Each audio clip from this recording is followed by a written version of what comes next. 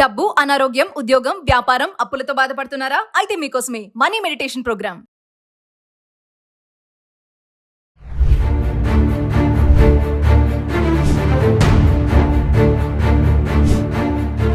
నమస్తే, welcome back to Suman TV. ప్రస్తుతం మనతో పాటు ఉన్నారు అనలిస్ట్ మందరి కృష్ణారెడ్డి గారు. నమస్తే సార్. నమస్తే అమ్మా. సార్, మనం చాలా వీడియోలో మాట్లాడుకుంటున్నాము. ఈ మధ్యన చూసుకుంటే ఏంటంటే ఆడపిల్లలపైన అఘాయిత్యాలు అనేవి ఈ మధ్యన ఎప్పటి నుంచో జరుగుతూనే ఉన్నాయి. ఇప్పుడు ఏంటంటే తల్లి తర్వాత తల్లి అంటే గురువు అని చెప్తారు కదా.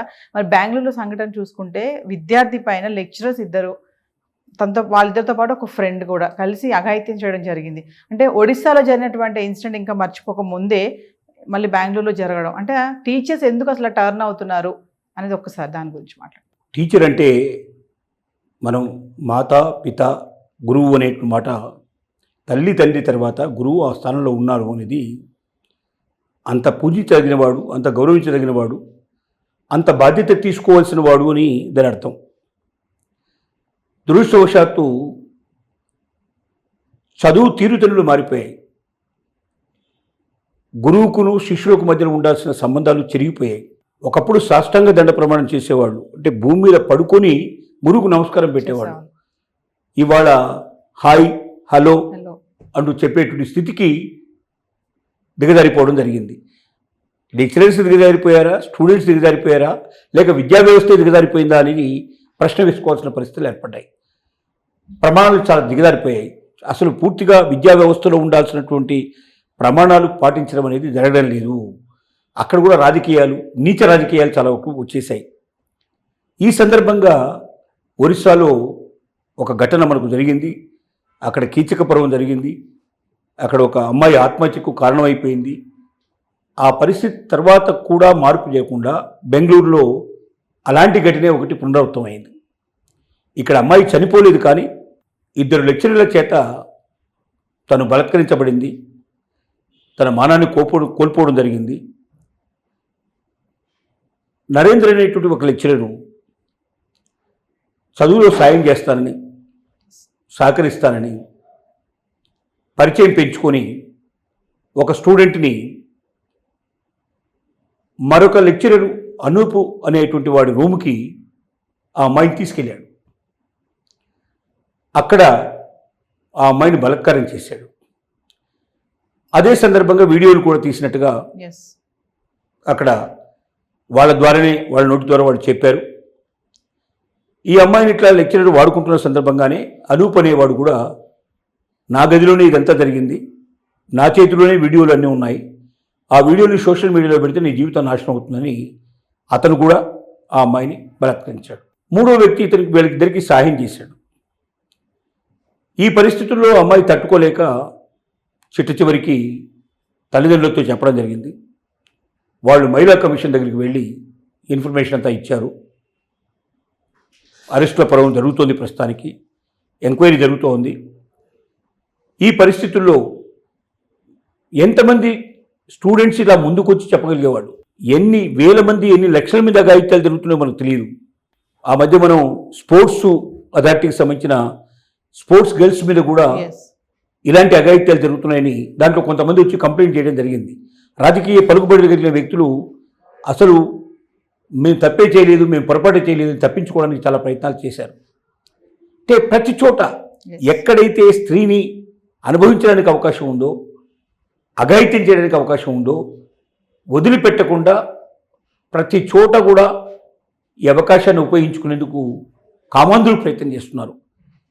ఈ కామాంధుల సమాజంలో అమ్మాయిలు తమను రక్షించుకొని, స్త్రీలు తమను రక్షించుకొని తమ జీవితాలని, తమ ఆనందం, తమ సంతోషంతో బతకడానికి అనువుగా అవకాశంగా ఉండే ప్రదేశాలు ఉన్నాయా అని సందేహపడాల్సిన పరిస్థితి ఏర్పడుతుంది.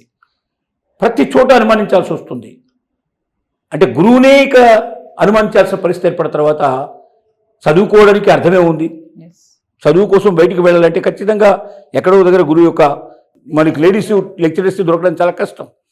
ఖచ్చితంగా మగవాళ్ళు కూడా డాక్టర్ని, లెక్చరర్ని మనం మగ ఆడాని ఆలోచనతో మనం చూడం. ఖచ్చితంగా అక్కడ ఆరోగ్యాన్ని గురించి ఆలోచిస్తాం, ఇక్కడ చదువు గురించి ఆలోచిస్తాం. మనం ఈ రకంగా ఆడపిల్లల్ని బయటికి పంపించాలా వద్దని తల్లిదండ్రులు భయపడే పరిస్థితి ఏర్పడుతుంది. అంటే సార్ ఒక విషయం చెప్పండి సార్, మామూలుగా గురువు అనే ఒక వృత్తి చాలా గౌరవప్రదమైంది కదా, ఎందుకు అసలు మైండ్ సెట్ అనేది అలా మారిపోతుంది గురువులకి, టీచర్స్కి, స్టూడెంట్స్ పైన? అంటే వాళ్ళు టీచింగ్ చేయాలి, వాళ్ళకి ఏమైనా డౌట్స్ ఉన్నా ఎక్స్ప్లెయిన్ చేయాలి, అడుగుతూ ఉంటారు కదా. ఆ రిలేషన్ దెబ్బతింది. అదే నేను చెప్తున్నా. Yes. అసలు విద్యా విధానంలోనే అవకతవకలు ఏర్పడ్డాయి. విద్య అనేది ఏదో బతుకు తెరువు కోసం అలా వెళ్ళి ఇలా వచ్చి ఓ సర్టిఫికేట్ తీసుకుంటే సరిపోయేటువంటి పరిస్థితి ఉంది అనేది నిర్ణయానికి రావడం ఒకటి.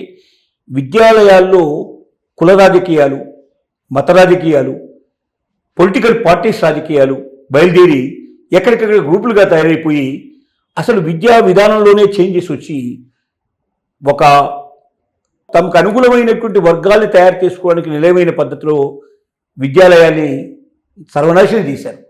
గురువుకు శిష్యుడికి మధ్య ఉండాల్సిన సంబంధాలు తెగిపోయాయి.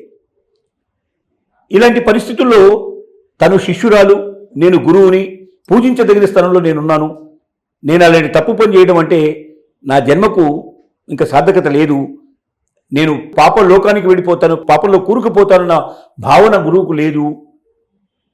తను ఒక ఆడది, తను స్టూడెంట్ అయినా ఎవరైనా ఆడదే, అందంగా ఉన్న ఆడది, దొరికిన అవకాశం అసహాయ స్థితిలో ఉంది, నేను లోపరుచుకోగలను, తను ఎవరికి చెప్పదు. ఎందుకు చెప్పదంటే తను స్టూడెంట్ కాబట్టి చెప్తే తన కెరీర్ నాశనం అయిపోతుంది, మళ్ళీ ఎవరు తను పెళ్లి చేసుకోరు. సమాజం ఎప్పటిదాకా అయితే ఆడదానికి రక్షణ కల్పించదు, ఇలాంటి ఒక సంఘటన జరిగినప్పుడు ఆ స్త్రీకి మరింతగా సమాజం ఎక్కువ విలువిచ్చి తన అగ్రస్థానంలో ఉంచగలిగే పరిస్థితి ఉండి గౌరవ స్థానంలో ఉంచగలిగితే అసలు ఈ పరిస్థితులు రావు. అందరూ బయటకు వస్తారు. లక్షల కోట్ల ఇలాంటివి జరిగినటువంటి సంఘటనలు బయటకు వచ్చే అవకాశాలు ఉన్నాయి. 95% ఆఫ్ ది ఇన్సిడెంట్స్ బయటికి రావడం లేదు. కారణం ఏమిటంటే ఆ అమ్మాయి బయటకు వచ్చి చెప్తే తనకు సమాజంలో విలువ లేకుండా పోతుంది, పెళ్లి కాకుండా పోతుంది, కొలటానే ఒక ముద్ర వేసే అవకాశం ఉంది. ప్రతి ఒక్కరు అవకాశాల కోసం ఎదురు చూసే అవకాశం, ప్రయత్నం చేయడం ఛాన్సెస్ ఉన్నాయి. ఇలాంటి పరిస్థితుల్లో సమాజం యొక్క ఆలోచన మారాలి. స్త్రీ పట్ల చిన్నచూపు చూడడం మానేయాలి. అలా ఎక్కడైనా ఇలాంటి అఘాయిత్యానికి లోబడ్డటువంటి అతివని మహిళని, అమ్మాయిల్ని మనం గౌరవించి ప్రేమించగలిగే పరిస్థితి, హక్కును చేర్చగలిగే పరిస్థితి ఏర్పడితే ప్రతి అమ్మాయి బయటకు వస్తుంది, ప్రతి ముద్దాయి బయటకు వస్తాడు, తప్పు చేసిన ప్రతి ఒక్కరికి శిక్ష పడుతుంది. అప్పుడు సమాజంలో ఇంకొకటి తప్పు చేయాలంటే భయపడతాడు. Thank you.